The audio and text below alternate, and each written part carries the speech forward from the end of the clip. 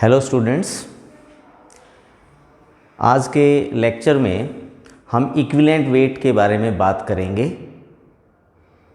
Actually ये equivalent weight क्या होता है ये समझने की हम कोशिश करेंगे, क्योंकि ये एक बहुत ही इम्पोर्टेंट टर्म है इक्विवेलेंट वेट।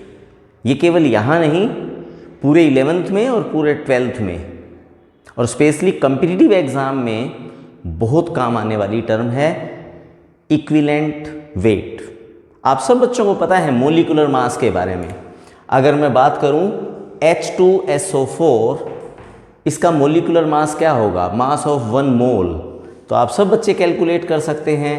हाइड्रोजन 2 है, सल्फर का 1 32 हो जाएगा, ऑक्सीजन 16 होता है, 16 AMU multiply by 4 comes out to be 64 और इसका टोटल 98 AMU आ जाएगा। ये मोलिकुलर मास है और अगर हम इसको ग्राम में एक्सप्रेस करें तो ये ग्राम मोलिकुलर मास है।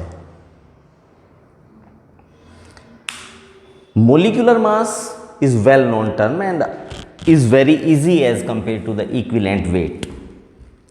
Equivalent weight क्या होता है? It can be defined in so many ways. लेकिन बेसिक अंडरस्टैंडिंग बनाने के लिए एक बात याद रखें, जब भी दो सब्सटेंस आपस में रिएक्ट करते हैं, they always react in the ratio of their equivalent weight. जब भी दो सब्सटेंस आपस में रिएक्ट करेंगे A और B, या मैं एग्जांपल लेता हूं, sodium react with hydrogen to give you sodium hydride. अगर हम यहां पर इसको बैलेंस करें, हाइड्रोजन को डबल करने के लिए 2 हाइड्रोजन इधर हैं तो सोडियम भी 2 हो जाएंगे। इस समय सोडियम का जो मास रिएक्ट कर रहा है वो 46 ग्राम है। 1 सोडियम कंटेन्स 23 मोल, 26 ग्राम, तो 2 मोल के अंदर 46 ग्राम हो जाएंगे। हाइड्रोजन का मास इस समय यहाँ 2 ग्राम है, यानी हाइड्रोजन और सोडियम का जो रेशो है वो 1:23 है। ये जो इनका रेशो है ये इक्विवेलेंट वेट का ही रेशो है। अगर हाइड्रोजन का इक्विवेलेंट वेट 1 है तो सोडियम का इक्विवेलेंट वेट 23 है। And actually it is, hydrogen का इक्विवेलेंट वेट तो आप याद कर लें, इट इज 1 ग्राम। इसीलिए मैंने डेफिनेशन में लिखा है the weight of the substance, if you are calculating the whole mass in gram, then we must say the weight of the substance in gram that reacts with 1 gram of hydrogen, यानी वह वजन substance का जो hydrogen के 1 ग्राम के साथ react करेगा वो उसका क्या कहलाएगा? Equivalent weight. अगर मैं मैग्नीशियम का एग्जांपल लूं, मैग्नीशियम हाइड्रोजन के साथ रिएक्ट करके मैग्नीशियम हाइड्राइड बनाता है। यहाँ पर 24 ग्राम मैग्नीशियम 2 ग्राम हाइड्रोजन के साथ रिएक्ट कर रहा है, तो 1 ग्राम हाइड्रोजन के साथ 12 ग्राम मैग्नीशियम रिएक्ट करेगा। इसका मतलब मैग्नीशियम का जो इक्विवेलेंट वेट है वो 12 ग्राम है। तो मैंने डेफिनेशन में लिखा weight of the substance that react with 1 gram of hydrogen. यहीं तक बात समाप्त हो जाती है। इस हाइड्रोजन के इक्विवेलेंट वेट से हम ऑक्सीजन का इक्विवेलेंट वेट भी निकाल सकते हैं। अगर हाइड्रोजन ऑक्सीजन के साथ रिएक्ट करता है और वाटर बनता है, बैलेंस करेंगे तो यहां पर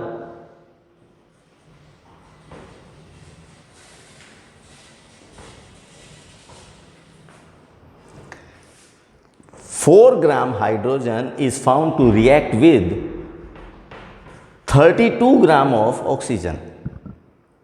1 gram of hydrogen react with 8 gram of oxygen. इसका मतलब हाइड्रोजन का इक्विवेलेंट वेट 1 है पता है। तो ऑक्सीजन उसके 1 ग्राम के साथ कितना रिएक्ट कर रहा है, 8 ग्राम। तो इसका मतलब ऑक्सीजन का इक्विवेलेंट वेट 8 ग्राम है। इसीलिए मैंने डेफिनेशन को आगे बढ़ाया, it is 8 gram of oxygen. तो वह सब्सटेंस का वजन जो 1 ग्राम हाइड्रोजन के साथ या 8 ग्राम ऑक्सीजन के साथ रिएक्ट करे, या आगे और बढ़ाया क्लोरीन के साथ। क्लोरीन का इक्विवेलेंट वेट कितना होगा, हाइड्रोजन क्लोरीन के साथ रिएक्ट करके क्या बनाता है, HCl बनाएगा। हाइड्रोजन का 2 ग्राम 35.5 2 जा 71 ग्राम, तो इसका 1 ग्राम कितने ग्राम के साथ रिएक्ट करेगा, 35.5 ग्राम के साथ। इसका मतलब क्लोरीन का इक्विवेलेंट वेट 35.5 ग्राम है। तो इसीलिए मैंने डेफिनेशन में और इसको क्लोरीन के साथ जोड़ दिया, और भी आप जोड़ सकते हैं। The weight of the substance that reacts with 1 gram of hydrogen, 8 gram of oxygen और 35.5 ग्राम ऑफ क्लोरीन, वह वजन जो इनके साथ रिएक्ट करता है, वह वजन उस सब्सटेंस का क्या कहलाएगा, इक्विवेलेंट वेट। इसका मतलब मैं एक और यहाँ पर प्रिंसिपल यहाँ से ड्रा कर सकता हूँ कि whenever the two substances react, they always react in the ratio of their equivalent weight। जब भी दो सब्सटेंस आपस में रिएक्ट करेंगे तो वो उनके इक्विवेलेंट वेट के अनुपात में ही रिएक्ट करेंगे, मोलिकुलर मास के अनुपात में रिएक्ट नहीं करेंगे। तो एक सब्सटेंस का अगर हमें इक्विवेलेंट वेट पता है तो दूसरे सब्सटेंस का इक्विवेलेंट वेट केमिकल रिएक्शंस की सहायता से इजीली निकाला जा सकता है। लेकिन एक बात ध्यान रखना, इक्विवेलेंट वेट इतना सिंपल टर्म नहीं है।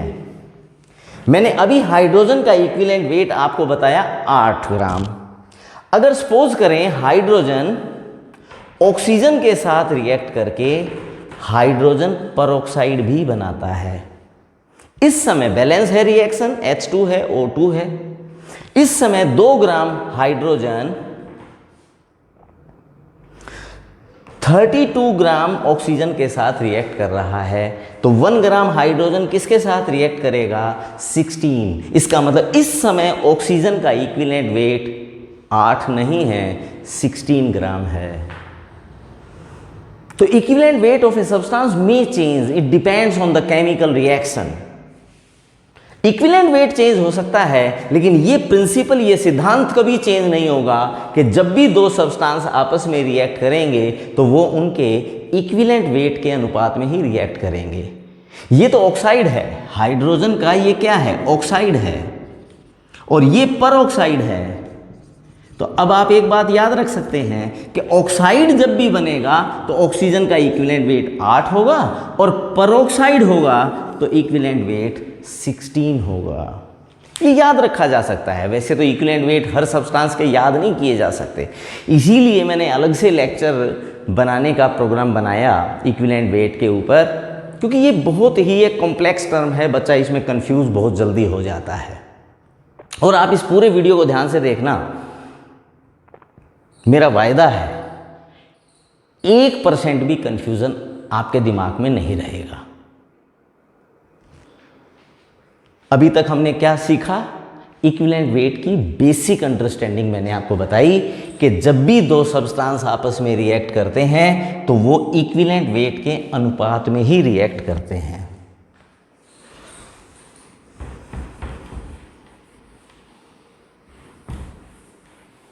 अब इन बातों से हमने कुछ इजी ट्रिक्स निकाली हैं। जैसे अभी अभी मैंने आपको बताया, सोडियम और हाइड्रोजन जब रिएक्ट करते हैं तो सोडियम का हाइड्राइड बनता है। मैग्नीशियम जब हाइड्रोजन के साथ रिएक्ट करता है तो मैग्नीशियम का हाइड्राइड बनता है। तो इसका इक्विवेलेंट वेट कितना आया था, 23, और इसका इक्विवेलेंट वेट कितना आया था, 12 ग्राम। यानी सोडियम का जो इक्विवेलेंट वेट है वो कैसे आया, इसका atomic mass divide by it's charge. Sodium पर +1 चार्ज है, मैग्नीशियम पर +2 चार्ज है, इसका atomic mass divide by its valency, it's charge, that is 2। तो ये 12 ग्राम आ गया। इसका मतलब equivalent weight of an element पूरा ये सब कुछ करने की ज़रूरत नहीं है। आप एक बात दिमाग में रख लें, equivalent weight of an element is equal to atomic mass, atomic weight divide by its valency. जो उसकी वैलेंसी है, एल्यूमिनियम की वैलेंसी 3 है, मेटल है, उसके आउटर मोस्ट शेल में 3 इलेक्ट्रॉन्स हैं, तो उसका जो एटॉमिक वेट है एल्यूमिनियम का 27 डिवाइड बाय 3, इट मीन्स इसका ग्राम इक्विवेलेंट वेट क्या होगा, 9 ग्राम। तो atomic weight divide bye valency, क्योंकि aluminium, all of us know that it contains 3 electrons in its outermost shell. Being metal, it will lose them, so it has valency of 3, so it is divided by 3. इसी तरह acid के बारे में क्या कहें, equivalent weight of an acid it is equal to molecular mass divide by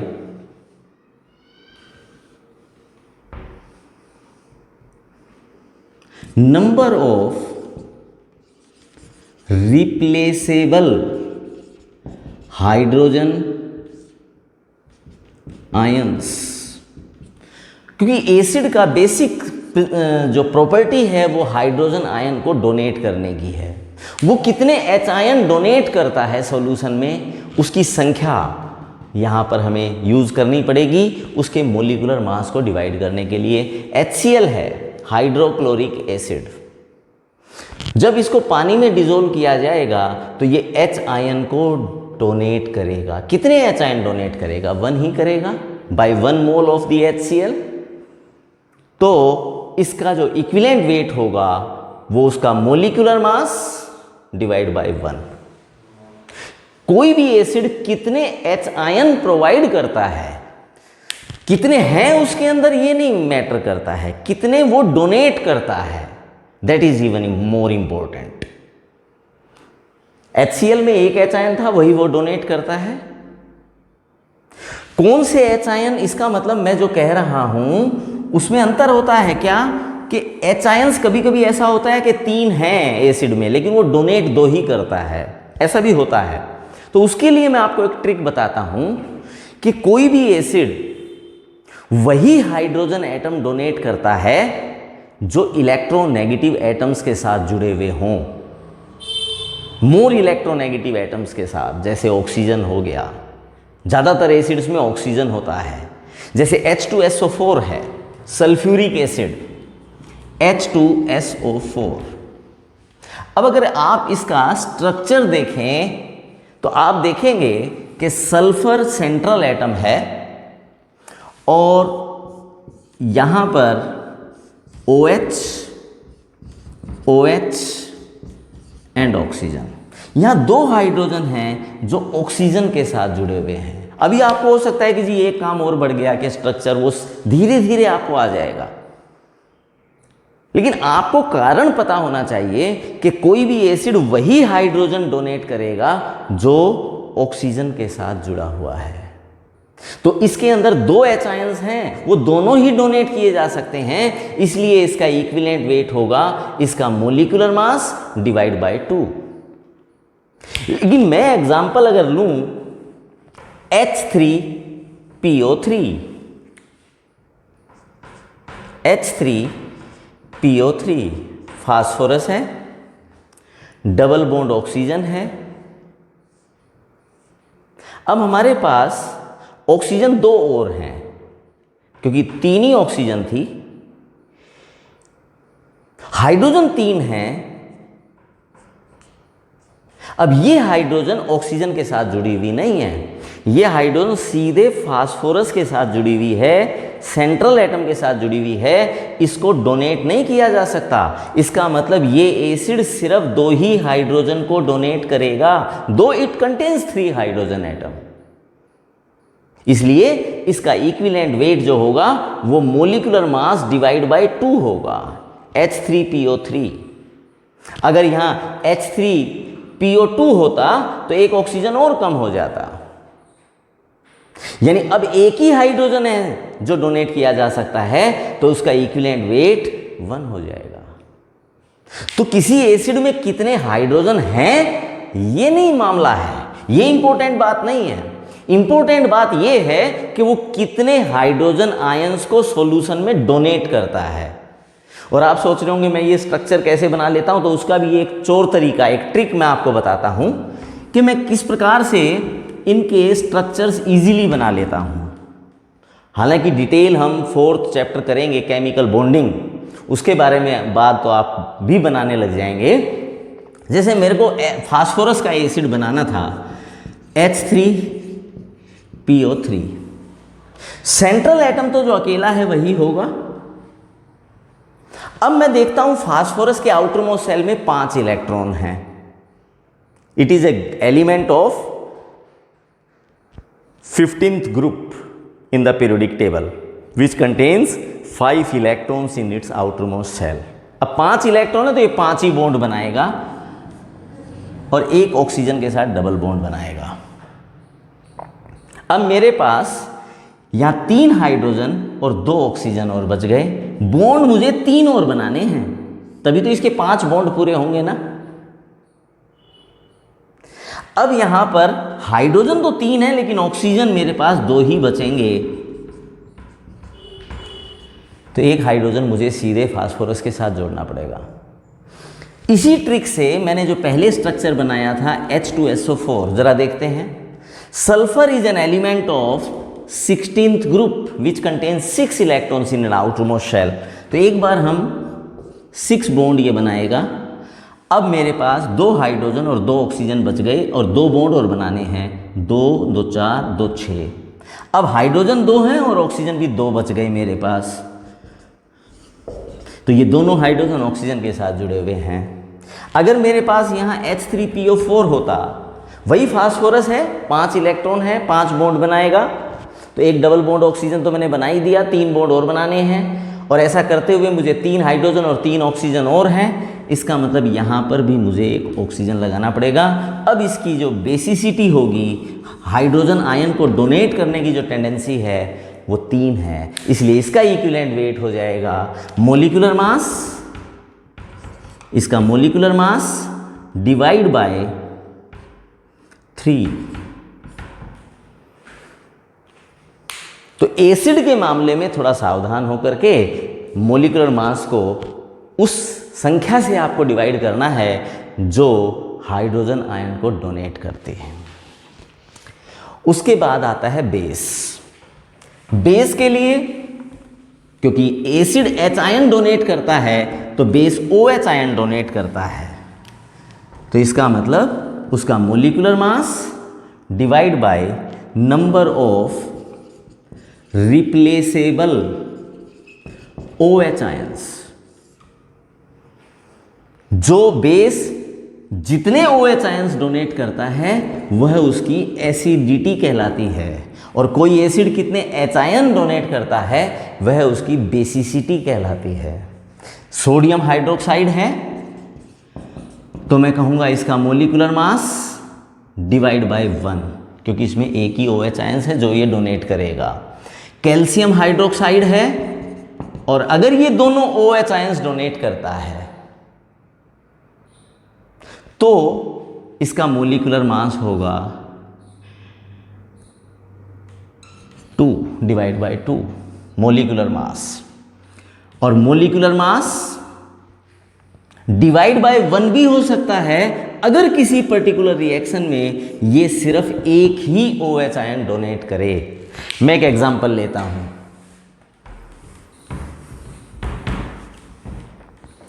calcium hydroxide react with HCl to give you CaCl2, 2 H ions 2 OH ions के साथ मिलकर 2 वाटर बना देते हैं। इस समय कैल्शियम हाइड्रोक्साइड दोनों हाइड्रोक्साइड आयंस को डोनेट कर रहा है, तो इसका इक्विवेलेंट वेट होगा मोलिकुलर मास डिवाइड बाय 2। लेकिन अगर कैल्शियम हाइड्रोक्साइड HCl के साथ रिएक्ट करके CaOH Cl plus 1 H2O is there. केवल एक ही OH आयन डोनेट करता है, एक ही HCl के साथ रिएक्ट करके एक ही वाटर बनाता है, एक OH वहीं पर रहता है। तो अब मुझे इसका इक्विवेलेंट वेट क्या करना पड़ेगा, इसका मोलिकुलर मास डिवाइड बाय 1। तो बेस के लिए इक्विवेलेंट वेट का मतलब है मोलिकुलर मास डिवाइड बाय 1। इसी तरह कोई एसिडिक साल्ट है, एसिडिक साल्ट कौन से होते हैं, जैसे NaHCO3, it is salt but contains 1 H ion is there. तो उसका जो इक्विवेलेंट वेट होगा वो उसका मोलिकुलर मास, जो कि सोडियम हाइड्रोजन कार्बोनेट का होता है 84 divide by 1 number of replaceable H ions, वही एसिड वाली डेफिनेशन। अब बात आती है इक्विवेलेंट वेट ऑफ KMnO4 और K2Cr2O7।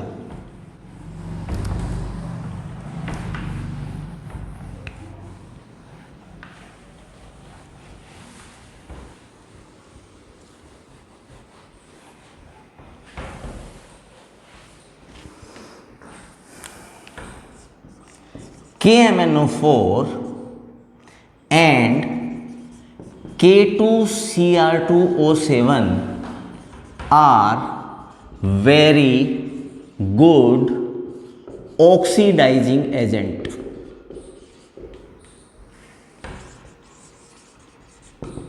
Oxidizing agent.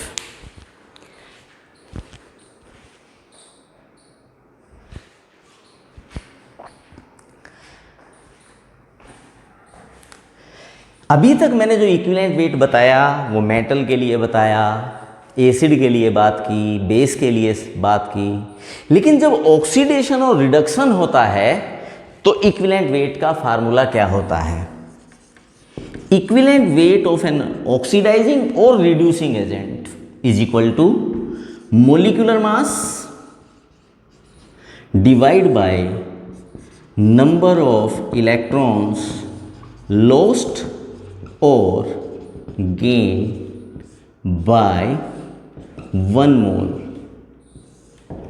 ये ध्यान दीजिए 1 मोल, कितने इलेक्ट्रॉन लॉस्ट किए गए, लूज किए गए किसी के द्वारा, या गेन किए गए हैं by 1 mole of that substance.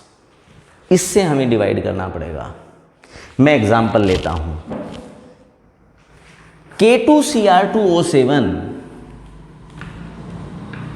K2Cr2O7 जब एसिड के मीडियम में रिएक्ट करता है, एसिडिक मीडियम में, तो वो पोटासियम का सल्फेट बनाता है और क्रोमियम का भी सल्फेट बनाता है और ऑक्सीजन के एटम इवॉल्व करता है। मेन मुद्दा ये है कि क्रोमियम, जिसका चार्ज ऑक्सीडेशन नंबर यहाँ +6 है, उधर जाकर क्रोमियम हमेशा +3 में चेंज हो जाता है, यानी क्रोमियम का +6 oxidation number changes two chromium +3। तो यहां पर ये 3 इलेक्ट्रॉन गेन कर रहा है, लेकिन एक क्रोमियम ने 3 इलेक्ट्रॉन गेन किए हैं, जबकि इसके 1 मोल में 2 क्रोमियम हैं। तो 2 क्रोमियम मिलके कितने इलेक्ट्रॉन गेन करेगा, 6। तो इसका इक्विवेलेंट वेट अगर हमसे पूछा जाए तो मैं कहूंगा K2Cr2O7 का इक्विवेलेंट वेट, उसका जो मोलिकुलर मास होगा उसको 6 से मुझे डिवाइड करना पड़ेगा। ये बहुत जगह काम आने वाली टर्म है। ये 2 मैंने जो एग्जाम्पल कोट किए हैं। K2Cr2O7 के बारे में मैंने बात की अभी। अब हम KMnO4 के बारे में बात कर लेते हैं। KMnO4 का इक्विवेलेंट वेट मीडियम पर डिपेंड करता है। KMnO4 में मैग्नीज पर +7 चार्ज है। इन एसिडिक मीडियम, ये याद रखना, in acidic medium manganese +7 changes into manganese +2, यानी कितने इलेक्ट्रॉन गेन करता है ये 5। इसका मतलब इसका मोलिकुलर मास को हमें 5 से डिवाइड करना पड़ेगा, तब इसका इक्विवेलेंट वेट आएगा। In basic medium, very strong basic medium, alkaline medium, KMnO4 का जो मैग्नीज +7 है वो मैग्नीज के +6 में चेंज होता है। इसका मतलब इसका इक्विवेलेंट वेट डिवाइड करने के 1 से ही डिवाइड करना पड़ेगा, क्योंकि +7 से +6 चेंज होता है, ये आपको याद रखना पड़ेगा। इन न्यूट्रल मीडियम और वीकली अल्कलाइन मीडियम और वीकली अल्कलाइन मीडियम बहुत स्ट्रॉन्ग अल्कलाइन है तो बेसिक मीडियम वाली बात। अगर फीबली अल्कलाइन है, बहुत कम है बेसिक मीडियम या न्यूट्रल मीडियम है, तो मैग्नीज का ऑक्सीडेशन स्टेट +7 से +4 यानी 3 इलेक्ट्रॉन्स को ये गेन करता है, तो molecular mass divide bye 3 equivalent weight. ये आपको KMnO4 के बारे में याद रखना पड़ेगा। इसके बावजूद भी एक बात और रहती है, इन सब बातों को आपको यूज करना है। किस तरह के क्वेश्चंस आपसे पूछे जा सकते हैं, बेसिक अंडरस्टैंडिंग आपको अपनी बढ़ानी पड़ेगी। एक क्वेश्चन मेरे को ध्यान आता है, equivalent weight of metal oxide is 30 units, या ग्राम लिख लीजिए, units. Then what will be equivalent weight of its hydride, यानी वही मेटल जब हाइड्रोजन के साथ रिएक्ट करेगा तो उसका इक्विवेलेंट वेट क्या होगा। सपोज करिए उस मेटल का इक्विवेलेंट वेट E है और वो जब ऑक्सीजन के साथ जुड़ता है, ऑक्साइड बनाता है, इसका मतलब उसका इक्विवेलेंट वेट 8 होगा और इसका टोटल दिया हुआ है 30। और ये E किसके लिए है, इक्विवेलेंट वेट ऑफ मेटल। तो अगर मैं इक्विवेलेंट वेट ऑफ मेटल निकालना चाहूं तो वो कितना आ जाएगा, 22 ग्राम आ जाएगा। अब मेटल का इक्विवेलेंट वेट तो आ गया 22 और मुझे निकालना है equivalent weight of its hydride. मैंने अभी अभी बताया कि जब भी दो सब्सटेंस आपस में रिएक्ट करेंगे तो वो इक्विवेलेंट वेट के अनुपात में ही करेंगे।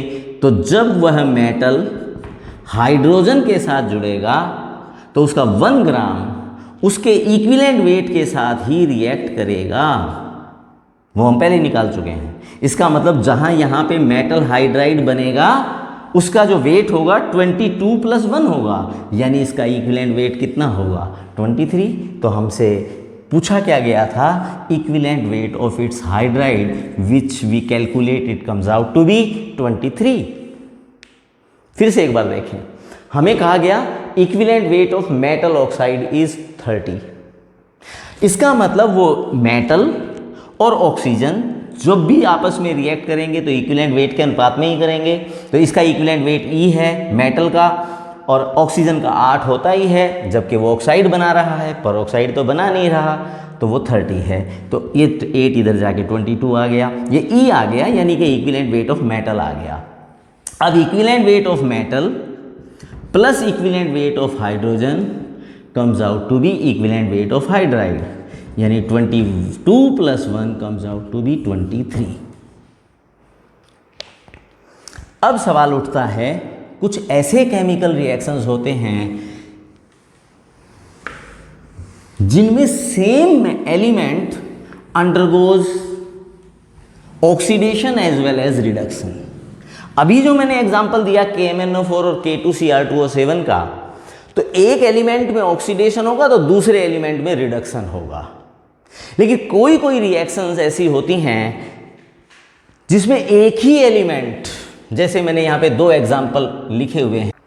इन case of disproportionation reaction, it is very important, मैं फिर बता रहा हूँ आपको, ध्यान से सुनना मेरी बात। In case of disproportionation reaction where the oxidation and reduction takes place in the same element, यहाँ क्लोरीन का ऑक्सीडेशन नंबर 0 से +5 हो रहा है, यहाँ क्लोरीन का ऑक्सीडेशन नंबर 0 से -1 हो रहा है, घट रहा है, रिडक्शन हो रहा है। तब हमें इक्विवेलेंट वेट क्या निकालना, कैसे निकालेंगे। जैसे इक्विवेलेंट वेट ऑफ क्लोरीन बराबर है molecular mass of chlorine divide by N. Now what is N?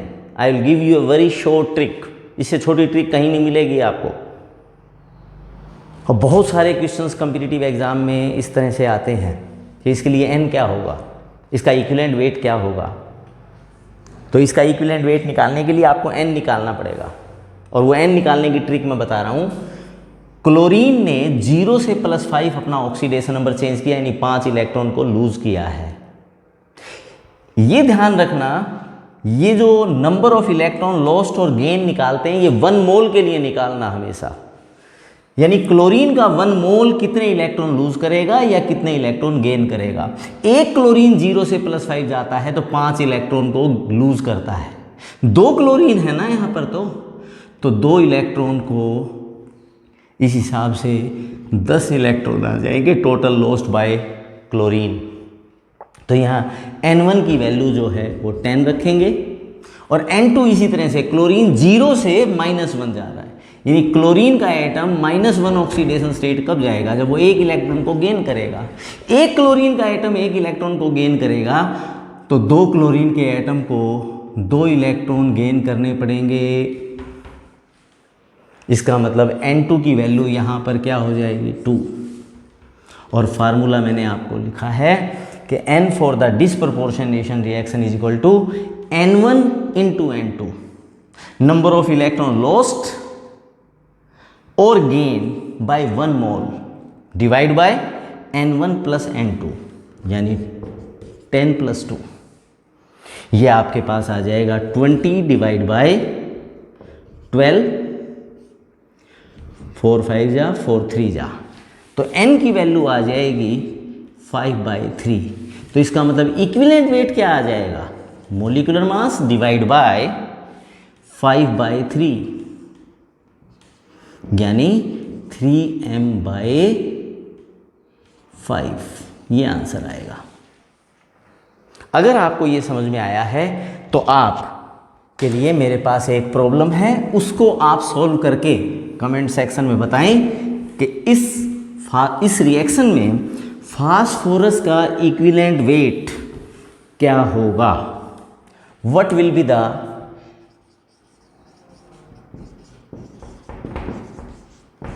Equivalent weight of phosphorus in following reaction.